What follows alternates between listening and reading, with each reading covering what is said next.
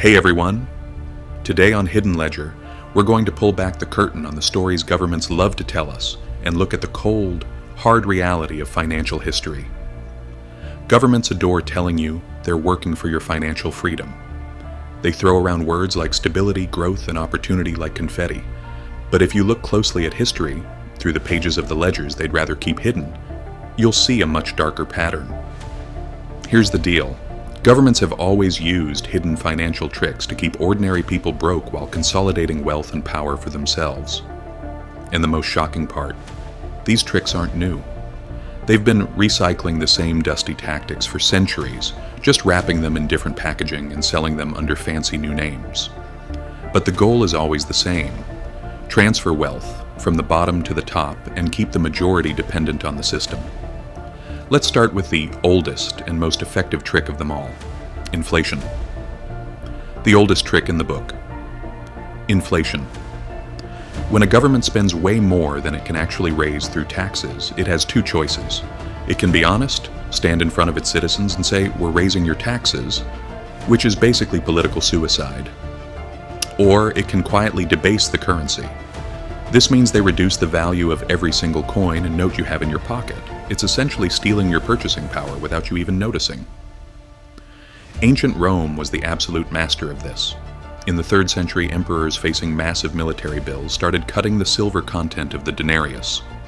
A coin that was once almost pure silver eventually became a piece of copper with a thin silver wash on top. The empire pretended nothing had changed, but everyone holding those coins paid the price. Inflation went through the roof, savings evaporated, and wages couldn't keep up with the cost of bread. It was a silent tax on the population. Today, we don't have imperial mints doing this. We have central banks, but the trick is exactly the same. Forced loans and the national debt trap.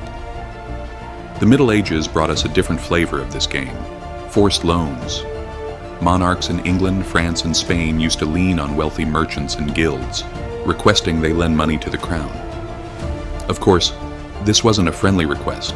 It was an order. Refusal meant fines, prison, or having your property seized. Sometimes the crown promised to pay it back with interest, but that payment usually came late, in devalued money, or, honestly, not at all.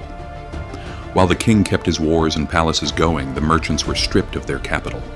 It was coercion disguised as patriotism, and it worked for centuries.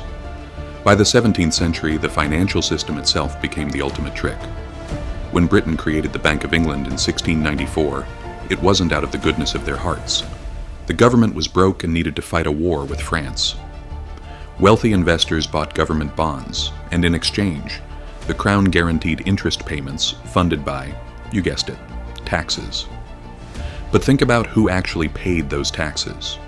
It was ordinary people paying duties on basic stuff like salt, beer, and cloth. The wealthy lent money and earned a secure return, while the poor worked harder to fund those interest payments. It was a wealth transfer system dressed up as national finance, and it created a pattern that is still very much alive today. The safest investment is lending to the government because the masses are the ones guaranteeing the return with their labor. Modern illusions, deficits, and bailouts. Fast forward to our world and the tricks are everywhere. Take deficit spending. Governments run up astronomical debts and issue bonds. Politicians tell us this is for infrastructure, jobs, or social programs. But in reality, a huge chunk of that money funnels straight into defense contractors, corporate subsidies, and bailouts. When it's time to pay the bill, do they cut spending at the top? Of course not. They raise your taxes, inflate the currency, or slash social benefits. The trick is making the debt look like it's for the people, while the burden lands on your shoulders and the profits go to the bondholders. And then we have the infamous bailouts. During the 2008 crash, banks took reckless gambles, blew up the global economy, and then we paid for it. Ordinary taxpayers funded the massive government rescues, and who profited afterward? The very same banks which came out of the crisis even bigger and more powerful. The trick was simple: privatize the gains, socialize the losses. And they told us it was necessary to save the system. Even the way governments handle pensions is a total sleight of hand. For decades, people have paid into these systems trusting the money would be there. But governments often don't actually save that cash. They spend it immediately and leave a bunch of "I owe us" in its place. It's essentially a generational Ponzi scheme wrapped in official-sounding language. It works until the population ages and the system becomes unsustainable. Then they reform it by raising the retirement age or inflating away the value of your payout. Complexity as camouflage. Notice the pattern here, guys. At every stage, the trick relies on perception. They tell you inflation is growth, forced loans are duty, national debt is investment, and cutting your benefits is reform. The language is designed to mask the reality, a massive transfer of wealth from the many to the few. In recent decades, these tricks have only become more sophisticated. Take quantitative easing, QE. Central banks created trillions of dollars out of thin air to stabilize the markets. It worked for the financial elite. Asset prices like stocks and real estate soared. But if you're an average household without a massive investment portfolio, you just got hit with a higher cost of living. Another modern trick is stealth taxation. Instead of raising income tax, they hit you with sales tax, fuel duties, and, again, inflation. When prices rise faster than your wages, that gap is a hidden tax on your life. And don't get me started on regulatory capture. Regulations are supposed to protect us, right? But history shows that powerful industries usually end up writing the rules that are meant to oversee them. It's like the Peaky Blinders learned on the streets. It's better to own the referee than to fight the game.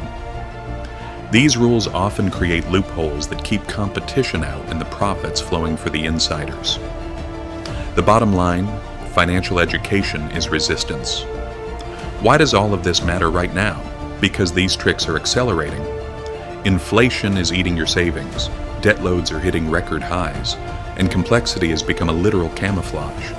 When you can't see where the money is flowing, you can't resist the transfer. Ancient Romans could see their coins turning into copper. Today, those debased coins are buried under acronyms and obscure digital balance sheets. The harsh truth is that most people will never escape these traps because they don't even realize they're being played.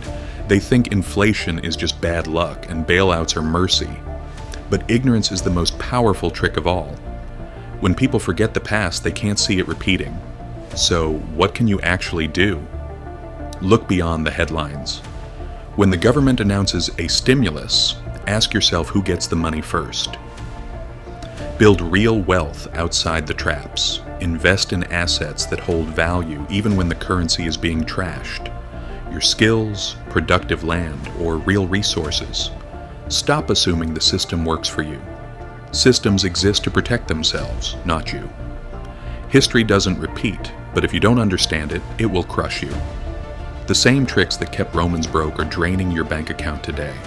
The only question is, will you recognize them in time? If this gave you a new perspective, make sure to hit that subscribe button. Remember, the answers are always there if you know how to read the hidden ledger.